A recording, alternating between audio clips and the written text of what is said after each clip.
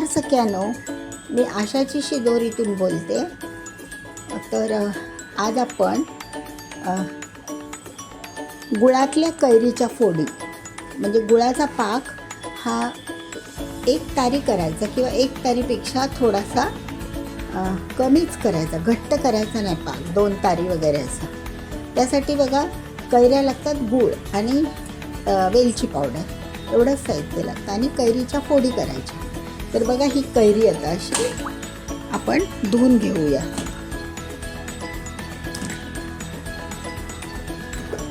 कैरी चांगली स्वच्छ धुवून घ्यायची आणि कोरडी करून घ्यायची, ओली राहता नाही, पाण्याचा अंश, आणि त्याची कापं करायची. बघा कैरीचा चीक वगैरे असतो ना, तो एकदम सोपी रेसिपी आहे. कैरीची कापं करायची, फोडी फोडी करायच्या. कापं म्हणजे फोडी पण करायच्या, म्हणजे त्या कशा लहान मोठ्या पण, आणि त्या सालासकट करायच्या. त्यामुळे त्याच्यामधून ना एक प्रकारचं सालीमध्ये पण एक हे असतं ना पौष्टिक, ते आपल्याला मिळतं. तर बघा आता त्या फोडी कशा करायच्या. सुरुवातीला कैरीच्या देठाकडचा भाग तो काढून घ्यायचा. नंतर बघा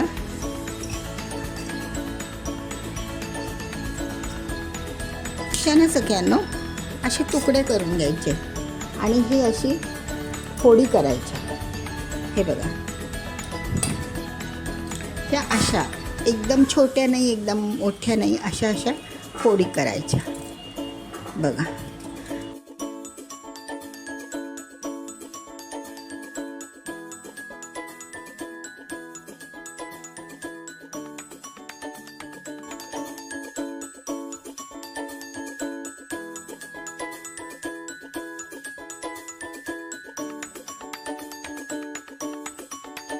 सख्यानो, आपण त्या कैऱ्या धुवून घेतल्या की नाही, त्याचे असे तुकडे तुकडे केले.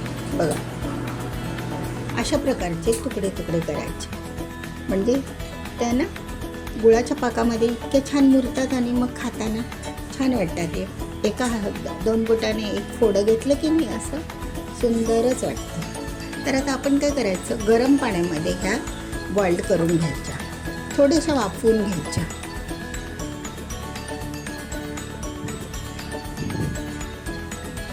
सुंदरच होतं हे फोडीचं लोणचं. फोडीचं गोड, तिखट नाही आहे हे, कंप्लीट गोड आहे. गुळाच्या पाकातलं, गुळाच्या पाकातल्या कैरीच्या फोडी. आता याच्यामध्ये ना एक प्रिझर्वेटिव्ह म्हणून आपण मीठ टाकणार आहोत आणि चव पण चांगली येते ना.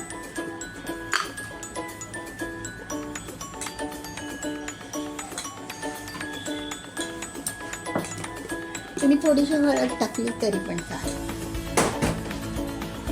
हळद पण टिकाऊपणाचं काम करतं. आणि पाकामध्ये आपण दालचिनीचा तुकडा, 2 लवंगा टाकणार आहोत. एवढंच साहित्य पण काही जास्त लागलं.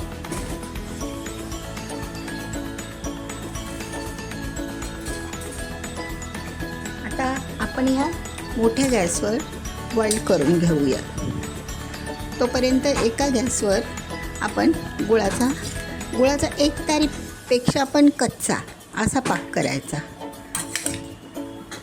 जास्त घट्ट केला ना पाक तर मग ह्या मुरत नाहीत ना, फोडी मुरल्या पाहिजेत ना गुळाच्या. असं आता ह्या अशा आपण करून घेतल्या की त्या आपण ह्या चाळणीत गाळून घ्यायच्या. पाण्याचा अंश सगळा निघाला पाहिजे ना. थोड्याशा गरम करायच्या, पाण्याचा अंश काढून घ्यायचा, थोड्याशा त्या ड्राय होतील आणि नंतर पाक बनेपर्यंत त्या ड्राय होतात चाळणीमध्ये. आणि गुळाच्या पाकात टाकायच्या. त्याच्यामध्ये बघा थोडीशी अर्धा चमचा दालचिनी पावडर, 4-5 लवंगा असं टाकायचं पाकात. आणि बरणीतच तो पाक टाकून द्यायचा, किंवा ह्या फोडी आपण ठेवू ना बरणीमध्ये, तेव्हा जास्त भांडी पण खराब होत नाही आणि बऱ्यापैकी होतं सगळं.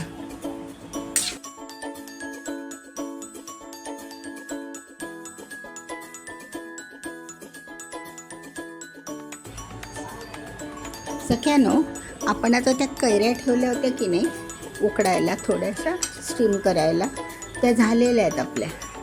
तर आपण त्या अशा चाळणीवरून पाणी काढून घेऊया. बघा, आणि ह्या रसाचं तुम्ही सरबत किंवा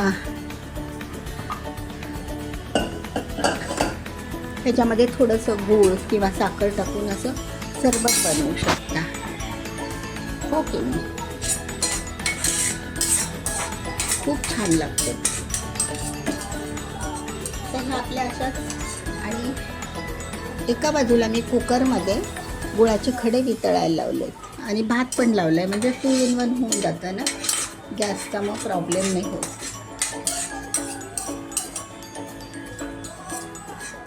आता हे असंच निथळून ठेवायचं, निथळत ठेवायचं बराच वेळ, तोपर्यंत आपला गुळाचा पाक बनतो. गूळ वितळला की थोडंसं तूप टाकायचं, 1 चमचा, आणि त्याच्यामध्ये ते मिक्स करायचं. झालं गुळाचा पाक. एकदम सोपी रेसिपी सगळ्यांना. आता ह्या तुम्ही आंब्याच्या रसामध्ये ना काय काय बनवू शकतात. बघा, सरबत आंब्याचं बनवू शकता, कैरीचं सरबत एकदम सुंदर होईल ना, आंबटपणा, गोडपणा, थोडंसं गूळ टाकायचं, पुदिन्याची 2 पानं, छानसं बनवून जातं.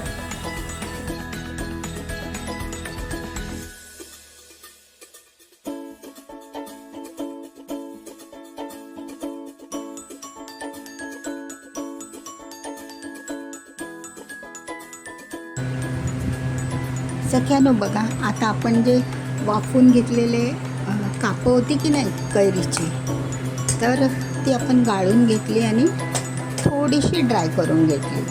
आणि हे आपलं त्याच्यात जे पाणी निघतं कैरीचं, त्याच्यापासून आपण पन्हं बनवणार आहोत. तर ते कसं बनवायचं बघा. पन्हं बनवण्यासाठी हा आपला कैरीचा ज्यूस, कैरीचं जे पाणी राहिलं की नाही त्याच्यामध्ये 2 चमचे साखर टाका, कैरी उकडलेलं पाणी, थोडक्यात 2 चमचे साखर टाका. मीठ टाकलेलंच आहे आपण उकडताना. नंतर आपण थोडासा त्यामध्ये चाट मसाला घालणार आहोत, थोडासा, किंवा जिरा पावडर. चाट मसाला घातला मग सगळं आलं ना त्याच्यातच, म्हणून मी चाट मसाला घातला आहे. जिरा पावडर, धना पावडर, हे